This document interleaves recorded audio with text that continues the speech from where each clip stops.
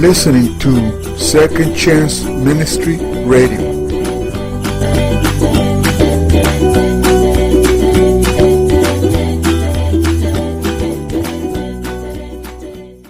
The following lecture is entitled, Who Was Josephus? Enjoy and have a glorious day. So today we're going to be talking about Flavius Josephus, and our first question to really address is, who was Josephus? The basics we certainly understand. Here is a bust of Josephus, which is believed to be accurate. I don't know, he sort of looks Jewish to me. Some features perhaps give it away, but we know he was born in the year 37, died sometime in the 2nd century. And what makes him really important for Jewish history is primarily his contribution to the historical literature through his authorship of a work called The Jewish War, which describes the first Roman-Jewish war, in which, of course, the Romans succeeded in destroying the temple, exiling the majority of the Jewish population outside of the land of Israel, ending the Jewish state for another 2 millennia. And that's primarily how we know Josephus. However, he's still an extremely problematic figure, leaving behind a very ambiguous legacy and a puzzle, as they say, wrapped in an enigma that makes it very difficult for us to really assess his role in Jewish history properly. And I hope to explore a little more of that. But the basic question that I want to pose today is, who was Josephus really? By the time we get to the end of this lecture, we may not have an authoritative point of view, but at least we'll have more of the data to be able to form some kind of an educated opinion about the nature of his affiliation with the Jewish people, the nature of his patriotism, the quality of his historical scholarship, and ultimately, what do we know about the destruction of the temple through this analysis of this question? Let us remember, however, that for most of Josephus' career he lived in Rome, and he was forced to walk past this arch on a virtually daily basis. This is the so-called Arch of Titus, named after the son of the Emperor Vespasian, who was ultimately responsible for the destruction of Jerusalem. And this was a ceremonial arch which was constructed to memorialize and to commemorate the destruction of the Jewish polity. It is not precisely an anti-Semitic monument, although it's often, I believe, misinterpreted in that way. It's essentially a war monument that commemorates the defeat of the Jews by the overwhelmingly powerful Romans, and to that end, perhaps it's rather an absurd monument. But when you look at the scope of the Roman-Jewish conflict, you will know that the Jews actually put up a tremendous amount of fight to the Romans. They were incredible irritants, despite the huge disproportion between the size of the Jewish population and the Roman population, Roman might versus Jewish powerlessness. And so, given the protracted nature of that conflict, one might compare it perhaps to, on a much broader scale, because we're talking about decades, Vietnam, or perhaps Chechnya for the Russians, or one might even say Afghanistan for just about everybody, because it's one of those long conflicts, and even though the disparity between power is so great, nevertheless it was a tremendous achievement for the Romans to put down the Jewish polity. Nevertheless, it's important to note that none of the generals involved, neither Titus nor his father Vespasian, who ultimately became emperor, chose to take a title that commemorated their victory. Neither of them wanted to be called Judaicus, which was very common. You'd be called, if you beat the Germans, you'd be called Germanicus, Germanicus, things like that. Nobody wanted to be called Judaicus, because with the ambiguity of the Latin language, it would sound like they were actually Jewish, or Judaized, meaning they had been influenced by the Jews, and this was viewed with considerable opprobrium in certain circles in Rome. At any rate, what is the big deal about this arch? It's really what you see on the inside. So if we zoom in here, See that little effect? That's one of the cool things about Prezi. You can sort of zoom in on things like that. That's why I sort of like it. Let's just do it one more time so you can really see the effect. Wow, that's great. So if we zoom in here, this is what it's like standing underneath the arch, looking up. According to Italian Jewish tradition, Jews never actually walked under this arch after it was constructed out of the shame at their defeat. And on the right-hand side over here is a very important bas-relief that I'm going to show you in a second, a much larger view, that depicts specifically the destruction of Jerusalem and the bringing of Jewish captives to Rome, along with the spoils from the temple. Reminds me that, I'm of a certain age that I know how words change over time. And I remember specifically when I used to give a lecture on the world civilization at Florida Atlantic University. I had like 250 undergraduates in the big room like this, and I would talk about how Rome used to sack a particular city, and then they would take away the spoils. But I didn't always used to say spoils. I used to say, and then they would take booty. But as years went by, more and more of the students were laughing, and I could not figure out what's wrong with saying the Romans came and took booty. But eventually someone was kind enough to explain it to me. So I say now they take spoils. Okay, I know, they're explaining it to those of you who don't have this opportunity. Anyway, so there we go. This is a more properly lit, detailed view of that bas-relief, and you can see here the Jewish soldiers being led off into captivity, and of course, very important icon, the menorah from the temple, which is, according to this depiction, there's some contradictions in the Midrashic literature. It is actually carted off to Rome as a symbol of the ultimate defeat of the Jewish people. But of course, as that saying goes, perhaps you've seen it written on a wall. It says, God is dead, signed Nietzsche, and then underneath it says, Nietzsche is dead, signed God.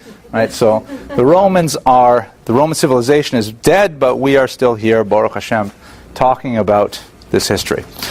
So let's go back to Josephus in particular. So what do we know about him?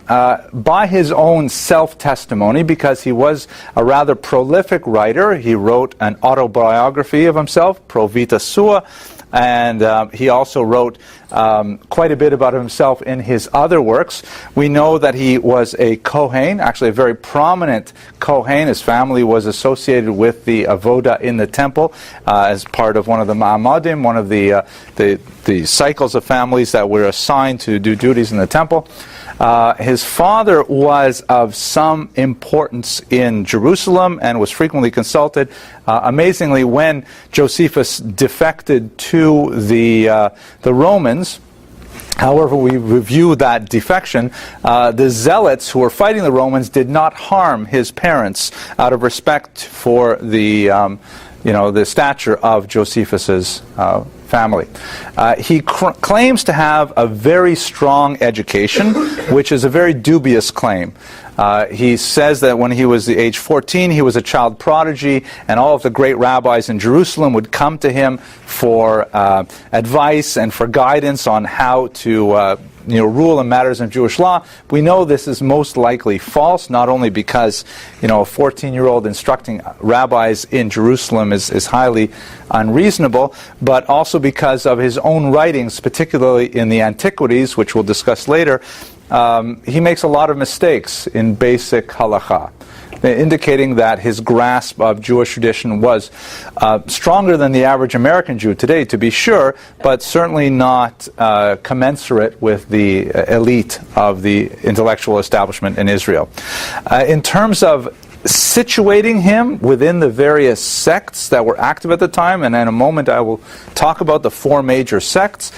He was apparently a Pharisee, although there's some scholarly debate that indicates he may have actually been closer to the Sadducees in his own outlook and in his position. So what exactly are those sects? Let's have a quick look at them. And by the way, much of this information comes from Josephus himself. So we are reliant on him largely as one of our primary sources to understand the internal political debate.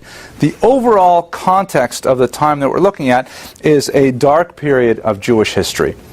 the Jews had regained sovereignty under the Hashmonaim, the Hasmonean dynasty that was a few hundred years before, celebrated in the Hanukkah ritual every December, or I should say every Kislev would be more appropriate, although it's ironic that it falls out right there in December. Menachem, you look pained. I'm trying to read the coin. Oh, the coin. Oh, it's. I thought I was saying something that you heard. Don't say that. Please don't say that, Illa. Right? It says Vespasian, something, something, something, and Fortuna, and I think it says here Augusta or August. August fortune, meaning like great, impressive fortune. I don't know what this. Maybe it says Caesar here. Caesar here. Yeah. Imperator Caesar. Oh, we're figuring it out. But this is a picture of Vespasian, coin issued by him. Of course, he became emperor during the process of the wars, and he was in Jerusalem as a general himself for quite a bit of time. At any rate, the Hashmonaim were succeeded in essentially establishing some Jewish sovereignty in the 2nd century before the Common Era, and then they proceeded to essentially let it go through their own internecine fighting and through their inability to really take the country in a positive direction beyond their own narrow concerns, which sounds a lot, I think, like the American government today, doesn't it, right? Plus ça change, plus c'est la même chose. And as a result of the decay of the Jewish governance, ultimately the Romans, who were the world power, the emerging world power in those 2 centuries, they slowly extended their control over the region, first geographically and militarily, and then more importantly administratively, because the Roman way of dealing with established countries in particular, I'm not talking now about, let's say, Gaul, the Visigoths, people like that. The Romans preferred to co-opt the leadership of a given region, grant citizenship and the rights that go with citizenship to the higher echelons of society, and then essentially declare them, allow them to have significant independence as long as they paid tribute to Rome itself. And so Israel had a considerable amount of self-rule, their own administration, even under Roman domination. But as they continued to rebel against the Romans, dissatisfied with their lot under the Romans, ultimately the Romans extended more and more effort in quashing those rebellious elements and ultimately destroying the entire Jewish system of self-government as a whole. There were, wait a sec, here we go. There were 4 main. Oh, wait, I'm not at the sex yet. I think one of the most important things to understand in the Roman-Jewish conflict is that it was a Kulturkampf. This is a very impressive German word that you can use with your friends to, indicate how you spend your Wednesday nights.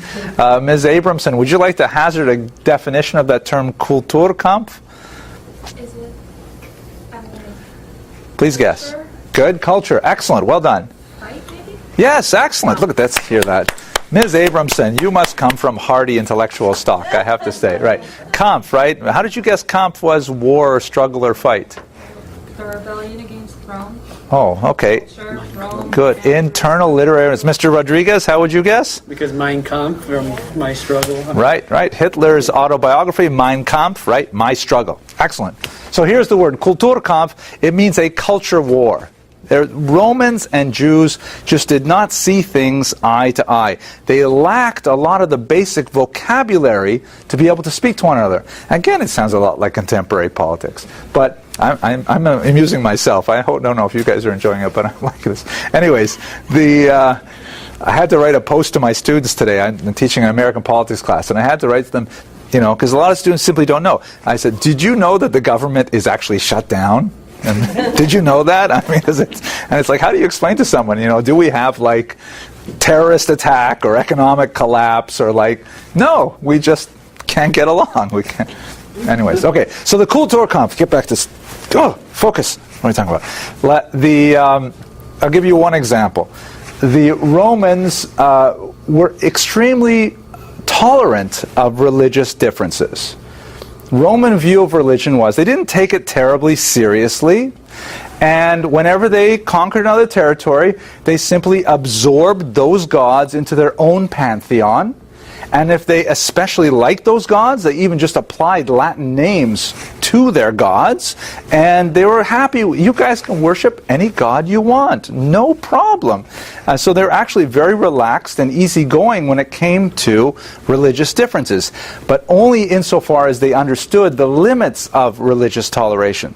When they came to the Jews, they simply could not grasp the notion that the Jews worshipped an invisible God. There's a lot of Roman writing arguing about what really is in the Holy of Holies of the temple. They have to have some kind of idol there. They just don't want to tell us. It's a really good idol, but nobody can see it. There's all kinds of interesting things they're writing, wondering what's going on in the temple. They just did not understand that the Jewish aversion to plastic images of a deity. Furthermore, what they had a lot of problem with is saying, okay, fine, you guys have your gods, but just be, respectful of other people's gods. Why do you have to, disrespect our gods? Like, for example, we have this thing once a year, you offer a sacrifice to the emperor. And it's not a big deal. You come, and if you have the money, you buy this. If you have the money, you buy that. You come and you offer a sacrifice before a statue of the emperor. You bow down.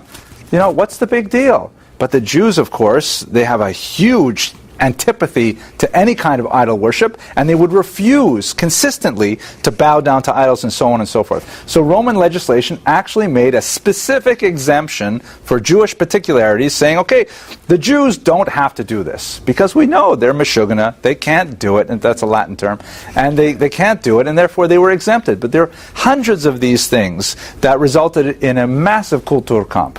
For example, the Romans had only a certain number of holidays, usually associated with birthdays of the emperors and so on, also with celestial events, the vernal equinox, things like that. And that's when they had days off, a certain number a year. But the Jews had a complete day off, 1 day in 7.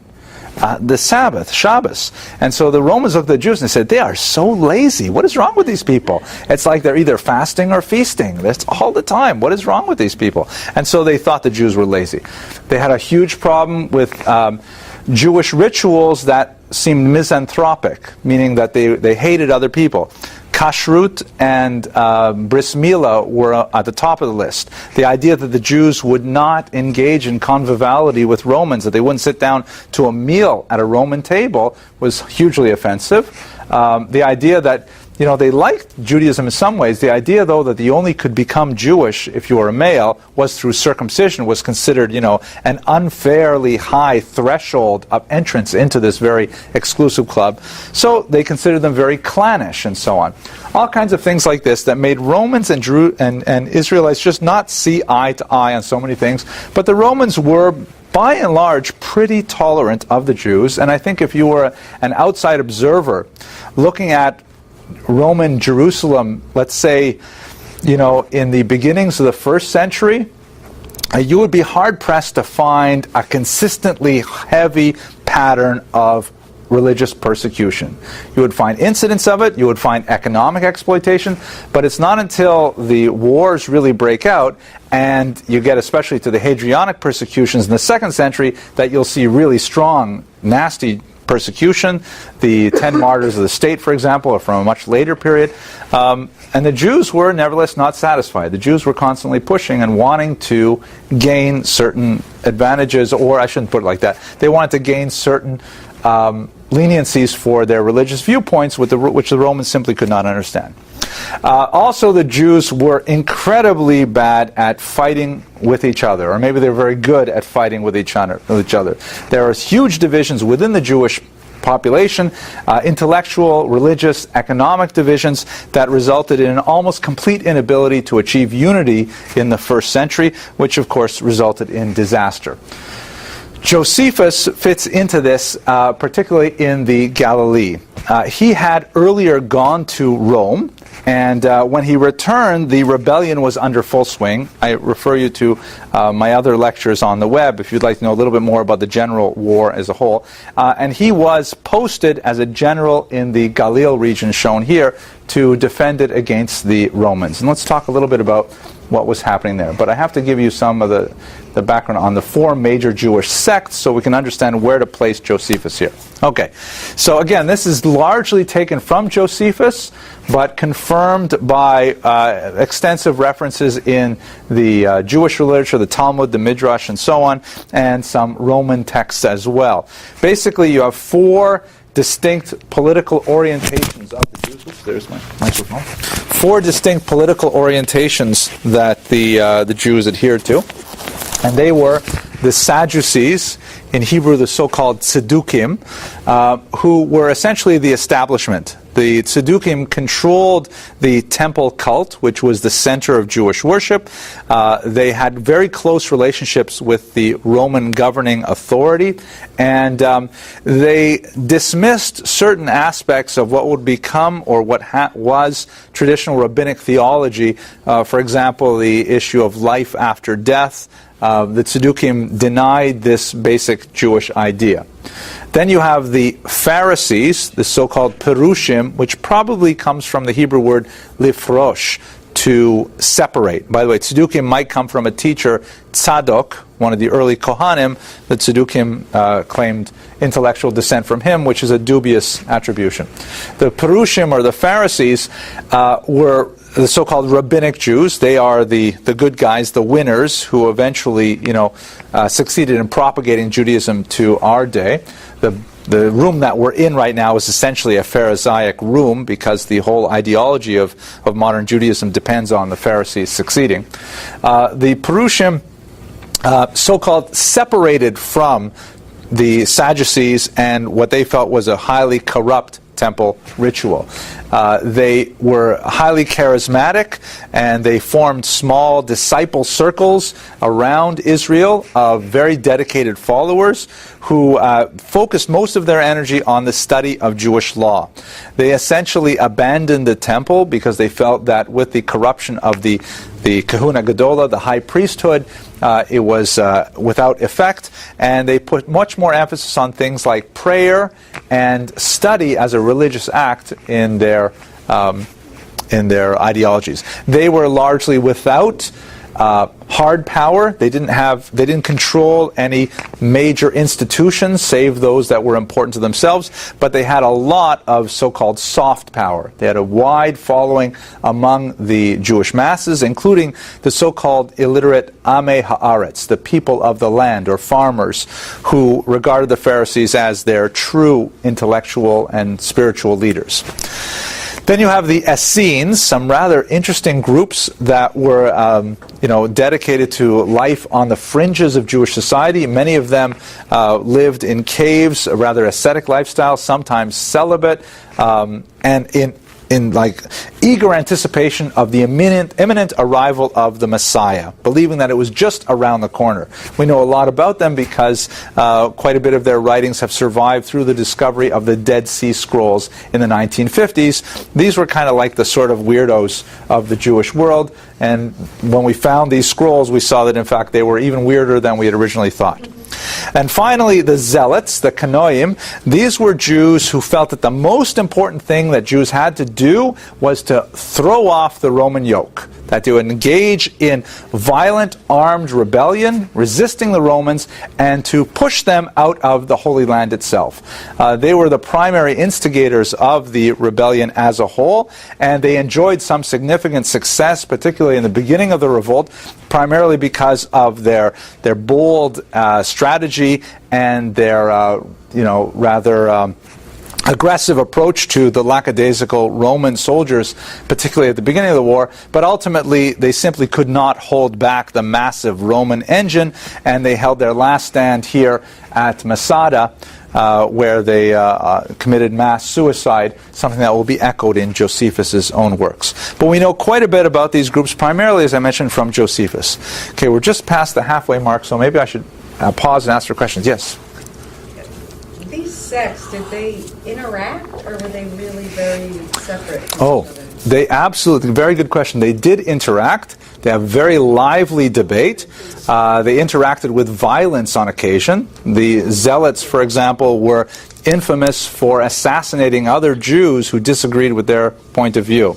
A very famous scene when Yochanan ben Zakkai, who was an important Pharisee, he wanted to negotiate with the Romans, and the zealots would not release him from the city which he was located in. They were besieged. So his students faked his death. And they placed him in a coffin, and they said, we've got to take our rabbi out of the city so that we can bury him. But the zealots didn't believe him, and didn't believe the students, so they drove iron bars through the top of the coffin, and luckily Yochanan ben Zakkai miraculously was preserved. So there definitely is a lot of give and take, violent sometimes, but also dialogue in nature as well. One interesting place where you find it as well is in the Gospels. If you read the Gospels, you'll see that, I'm not saying I read the Gospels, well, I suppose I could say that, I'm not sure, but at any rate, you'll see that there's a lot of debate between, Caiaphas, the high priest, and then there's Nicodemus, the Pharisee, who's very interested in Jesus, and there's quite a bit of give and take between all of these groups. The Essenes tended to be more separatist, literally, they actually left society, but especially according to the views that they were celibate, they had to have membership drives with some frequency. They had to actually go out and get more people to join. So, yes, Menachem. You mentioned the Gospels, and I was going to ask a question about that. If I remember correctly, the Pharisees are treated critically in the Gospels. They are thrown out of the temple, or they are the bad people in the temple. Absolutely. And if at that time was there not the sense that the Pharisees were the good guys and that they were the trend, the rabbinic Jews, and I wonder why they were treated that way. That's an excellent question. I'm going to repeat it because I have the microphone. Basically, Menachem is asking, why is it the Pharisees seem to come off so badly in the Gospels? They seem to be the nasty, difficult people. Is that a fair paraphrase? Yes. So that's a great question. We're going to go into more detail when I lecture on Saul of Tarsus a little later on in this series. But basically, the likely reason is because Jesus himself was a Pharisee. He was on the rebellious end of the spectrum of Pharisees, but he argued most with Pharisees because he was closest to them. That the differences in doctrinal position were so fine between Jesus, or at least the way the gospel authors portrayed him, and the Pharisees, that's where you have the most arguments. Listen, I was on a road trip now for 3 days with all of my kids in one car, one van. And I tell you, the arguments in that car are far worse than they would argue with, classmates or people in the street. You argue with people you love. You argue with people you're close to. So that's why the Gospels portray the Pharisees in such negative light. Unfortunately, especially as the Gospels became less of a Jewish document and more of a Gentile document, again, we'll have to postpone the larger discussion for later, then it becomes viewed more as an us versus them, and they lost the appreciation of the internal dialogue that the Gospels really represent. Like, if you could imagine, if you were to drop a microphone over your family dinner table when you're having an argument, and then Martians were to listen to the tape and translate it from Yiddish into, well, actually, they speak Yiddish in Mars. So if they read it, heard it, they would think that, my gosh, what a dysfunctional family. They all hate each other. But in reality, that's what families do, right? They argue with each other because they love each other and they want to win. Okay, let's go on. Excellent questions. All right. So what we know about Josephus begins really with his first trip to Rome. There are a lot of interesting questions about why exactly he went to Rome as a young man, but in his late 20s or early 30s. He was there in some official capacity as a type of emissary. Various scholars have tried to attach this to certain passages in the Talmud that speak about sages going to Rome to plead for Jewish rights and privileges. It's impossible for us to tell given the nature of the extant documentation, but we know that he had a very, very powerful experience in Rome, meeting with powerful people, in particular powerful women, many of whom ended up being his sponsors later on in life. And he was overwhelmed with the nature of Rome. And when you think about it, it was it was like going to, I was going to say Washington, D.C., but maybe that's not a good example. It was going to a city with massive architecture. You know, the Romans had developed all kinds of tremendous techniques for construction, poured concrete, things like that. And these huge institutions, august institutions, great power. The Roman armies were incredible in their efficiency and in their unstoppable nature and so on. And he was completely, to use the idiom, blown away by his experience in Rome. That was like the big city. And when he came back to rather provincial Jerusalem, you could see how he was somewhat, disappointed by the Hamish nature of Jewish culture after having been in the big city. However, he came back right at the very beginning of the rebellion, and that's exactly when he was impressed into service and told, okay, Josephus, you're a young man, prominent family, educated, we are putting you in charge of a small city in the Galilee, which he managed horribly. The town is known in Latin as Jotapata. The Hebrew, it's still extant today, is called Yodfat. Both of those names sound really strange, but anyway, this is it. He was an exceptionally poor commander. He was told, and this is one of the questions about, well, what exactly was his position? If he was a Pharisee, why is he placed in charge of soldiers? That's not really what the Pharisees do. If he was a Sadducee, well, the Sadducees don't fight against the Romans, and he certainly wasn't a zealot. What exactly was he? How did he fit into these various layers and contrasting positions?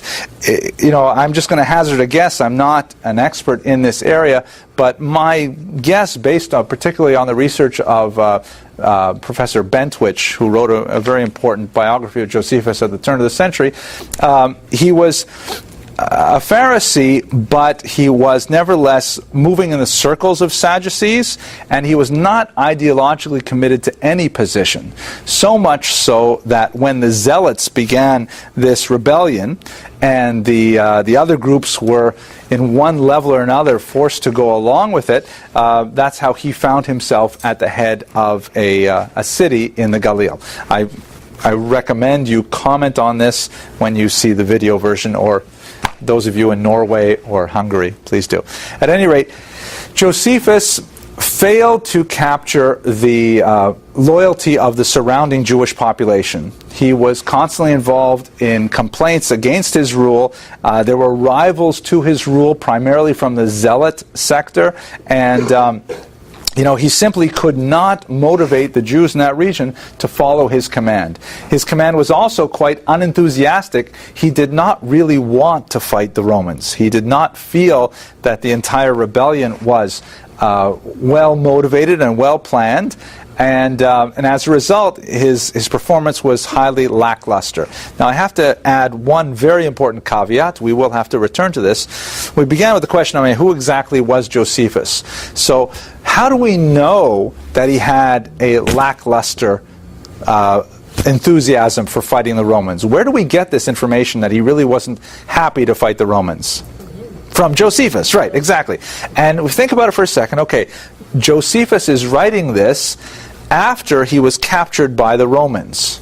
So if he were to write in his, in Greek, which was the language that they were reading primarily, not Latin, but if he were to write in Greek that I hated the Romans bitterly, I still hate them, and I killed as many of them as I could, and I was disappointed to lose, and so on, then obviously he would not curry favor with his new captors. But on the other hand, if he were to portray himself as, a complete pacifist and wishing to immediately turn tail and join with the invaders, then he would be viewed as a traitor. So he had and he would have no respect in Roman circles either. So he had to find that sweet spot that showed him behaving as kind of like a Jewish patriot, believing in his nation and his people, but at the same time also seeing the value of the invaders such that he could make that political and military transition. Ultimately, that's what happened.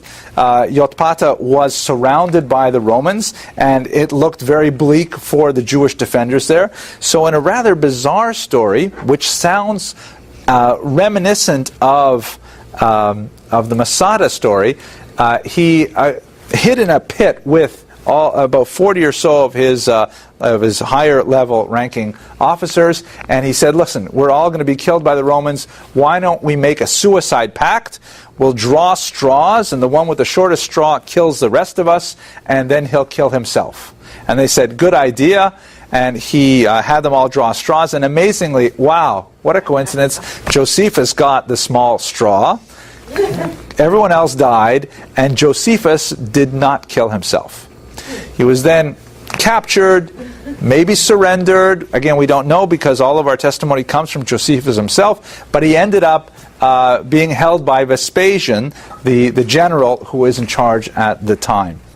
Again, it sounds a lot like the whole Masada story, and it could be that Josephus made the whole thing up, and he kind of made it up the way I used to make up bedtime stories for my children. You know, when Elisa she's one of my younger girls, but the older girls said to me that, you know, they love these stories I used to tell. Maybe someday I'll write them down, but probably not. Like I told this long-running story called The Purple Feather, and every night it had a different chapter, and that I would tell them until I fell asleep myself. And sometimes they would fall asleep before me, but usually not. And they used to love this story until, I don't know, I think Rafaela was about 15 or 16. She says to me, Abba, you ripped off Star Wars. This is in Hamlet. And they realized that all the best parts of my stories were just rip-offs from various movies or books that I had read. So it could be that that's what Josephus is doing. We see a few examples of that in his work where there are remarkably eerie parallels between stories we have elsewhere in our tradition and his own life story. Another very difficult part about this, trying to assess who he was, is think about what language he wrote in. Josephus wrote in two languages. He wrote a version of this history called the Jewish Wars in Aramaic, and he wrote another version in Greek. The Aramaic version was designed for a Jewish audience. Aramaic was the lingua franca, what Jews were speaking at the time, and this was a popular version that Jews could read. Unfortunately, it is lost. It has not survived, and we don't know what he said in Aramaic. Chances are it might have been very, very different from the Greek version. The Greek version, for a few reasons that I'll explore shortly, did survive. And so we only have the version of the story that he's telling the Romans.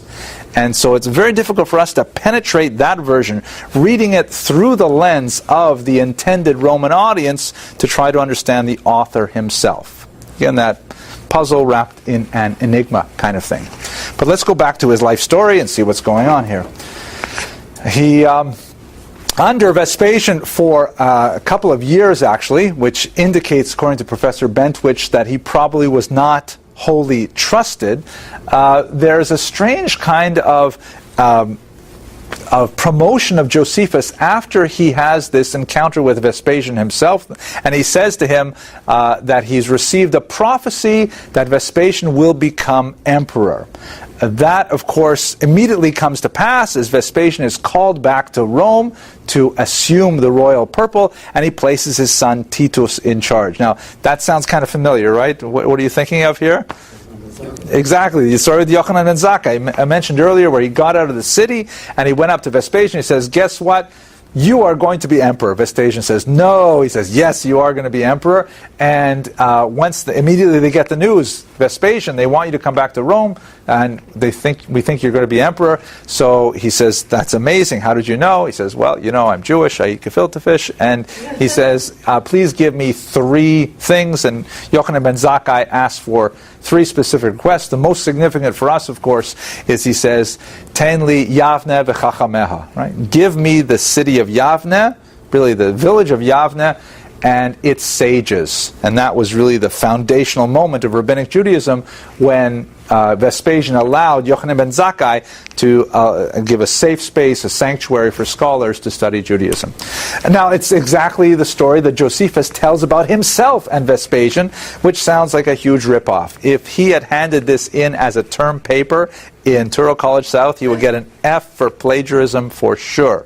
But at any rate, that's how we know about it. Vespasian goes to Rome, and he says, okay, Josephus, very interesting, I want you to be the Jewish advisor to my son Titus. By the way, this is a bust of Vespasian himself. And Vespasian, Josephus then spends the next couple of years by Titus's side as Titus besieges Jerusalem. Josephus gives him information and advice on how best to defeat the Jewish armies, and ultimately Titus is successful, resulting in the destruction of the Second Temple. Much of the information we have about how the temple was destroyed comes from this first-person account of Josephus. The versions in the Talmud that we have are, of course, very powerful and evocative, but they are not intended as historical accounts. They're intended as religious documents that have a whole different kind of menu of agenda items. And Josephus gives us a much more historical, first-hand account of how the temple was destroyed. So it's possible there are these documents, but there's no way for me to establish it. Okay, let's go weiter as it is. His career in Rome. So after he writes the Jewish War, it's an amazing success at the beginning. He receives the approval of his captors, Vespasian and Titus. He is given official Roman citizenship, which I believe he had earlier. I'm not positive about that. But he's also given the name of his the family name of his captors, Flavius. Vespasian's family name was Flavius, and so he becomes Josephus Flavius. And the book is permanently placed in the Imperial Library. Of course, it is a huge encomium to the activity of Vespasian and Titus, and it's like just a very, very positive statement of Roman might and power and so on. And so, of course, it would go on to receive some official recognition. His family life, which I haven't really talked about too much since his education, was not so successful. He was involved in 3 marriages, and it would be fair to say they were failed marriages. One of his wives left him, for example. Another one divorced him.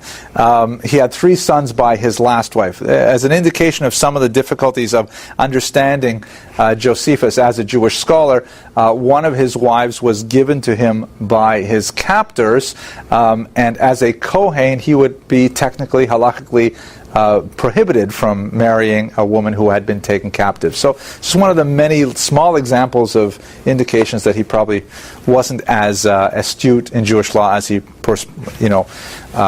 purported to be. As I mentioned, there was an interesting readership for Josephus's work. On the one hand, everybody who's interested in military history and the exploits of Rome would like to read it. But on another level, and this is something which is not well understood by many historians, or I shouldn't say by historians, by Jews in the popular mind, Judaism was actually extremely popular in the Roman Empire. Judaism was a competitive ideology. Judaism was not like some kind of strange, bizarre, throwback religion. It was a religion that actually attracted a lot of people, because when you think about it, the Jewish view of life after death is much more appealing than the Roman. The idea of a personal deity who listens to prayer, who has rules, rewards the righteous, punishes the wicked, huge advantage over Roman gods and so on. And so there was wide-scale conversion to Judaism at many different levels in Roman society. I hate to use the word faddish. I think that's a little bit too strong, but it was considered a really cool thing to know Jewish things and perhaps even to become Jewish. And if you think that's crazy, just think about Kabbalah today and its reach into the popular world, right? It was considered very interesting to be involved in Jewish things. So there's some who postulate that Josephus's readership were Romanized or Judaized Romans who were, looking for good information about Judaism. And here he is writing in Greek. He was a very prolific writer and a very powerful writer in many ways. And much of the things that he wrote may have found that particular audience. Still, there's some ambiguities about that. But perhaps the most important one for us to consider, most important work for us to consider, if we move away from the rebellion in particular, is a massive work of 20 volumes called Jewish Antiquities. And this is essentially a book he wrote, which is Judaism 101. It is a history of the Judaism and the Jewish people, and it's a miniature encyclopedia of all things Jewish, an explanation of Jewish things for a Roman readership. The title Antiquities is a giveaway for one of the most appealing aspects of Judaism for Romans. The ancient world in general valued things which were old. If you had an ideology, a tradition, a country that could go way, way back, and you could document it going way, way back, that was considered a mark of honor and prestige and authenticity. The Romans could not claim the same antiquity. Their empire was nowhere near as old as Judaism. The Greek Empire was also not nearly as old, and so people were fascinated. What is this strange religion? Why does it have such longevity and so on? So this particular book, in many ways, eclipsed his study of the Jewish wars, are much more popular. However, it's not too accurate, and it is plagiarized from many, many different sources. You know, the literary analysis of the Antiquities betrays that he just simply borrowed whole scale from all kinds of different writers, some which we know because they're cited in other literature, and Josephus tends to be best when he is plagiarizing, and weakest when he is writing on his own. Even, incidentally, in military history, his first-hand recollection of many events is weak. When he cribs from other authors, though, he tends to be right on. So it's a very difficult book to really work through, but fascinating for its larger implications for who Josephus was. A couple other works he wrote, which are of less importance to us right now. I forgot. I'm actually going on to a different thing. So let me just change topics here. So why did Josephus survive? What were the things that made him so likely to exist to this day? And we have thousands of manuscripts of Josephus going way, way back, and it's been translated to so many languages. What is it really about it? Well, first of all, we have the imperial approval that the Romans, Vespasian, this is a book about Vespasian. It's a book about his son Titus. Everybody loves that, so it should go into the official library. But beyond that, there is a key reference to Jesus buried in his works, and that made Josephus all of a sudden way more popular in the Christian era. Now, what does that reference say? Well, before I jump to it, let me just tell you, first of all, it's most likely not Josephus's writings. It is most likely a later interpolation which appeared in the 3rd century. We know that because earlier writers in the 2nd century who would have loved to quote this completely ignore it, and it suddenly appears in the 3rd century, and then it becomes quoted all the time. So probably some very pious Christian scribe copying out Josephus said, wouldn't it be nice if I just added this little reference to Jesus here? I mean, it was the same time period, right? He must know something about him. So let's have a look at what that passage says. I'll read it out loud because it's in this funny blueprint. Now there lived about this time Jesus, a wise man, if it be lawful to call him a man, for he was a doer of wonderful works, a teacher of such men as received the truth with pleasure. He drew over to him both many of the Jews and many of the Gentiles. He was the Christ, and amongst us had condemned him to the cross. Those that loved him at the first did not forsake him, for he appeared alive to them again the 3rd day, as the divine prophets had foretold these and 10,000 other wonderful things concerning him. And the tribe of Christians, so named from him, are not extinct at this day. Which is kind of when you think about this on a literary level, it's kind of a nuclear bomb. You're writing this huge text about the Jewish rebellion. He says, and by the way, the Son of God appeared on earth. He is the Messiah. Let's go on to the next topic. Right? It's like a surprise. What are you talking about? If you're really saying something like this, stop the presses. This is the whole story, right? So this is most likely something added in later. And it was not Josephus' original writing. However, thankfully for us, that's one of the reasons why it became a treasured volume in many Christian libraries, because here's a text that talks about Jesus, so it's kosher, it gets the imprimatur, so to speak, and it has a lot of information about Jesus' time, what it was like to live in Jesus' era.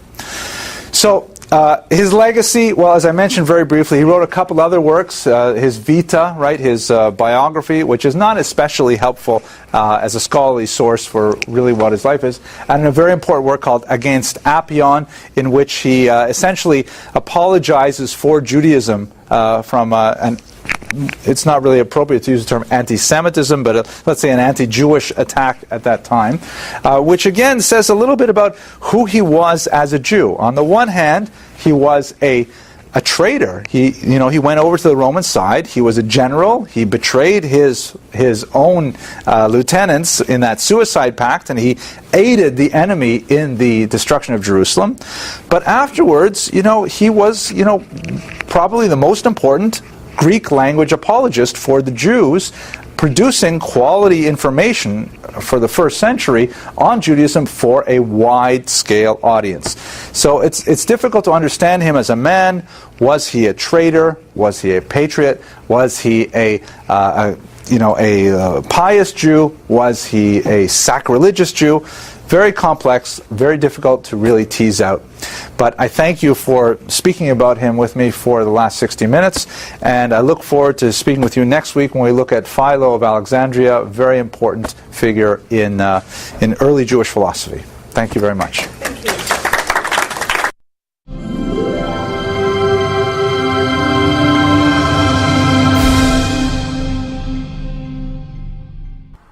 You are listening to Second Chance Ministry Radio.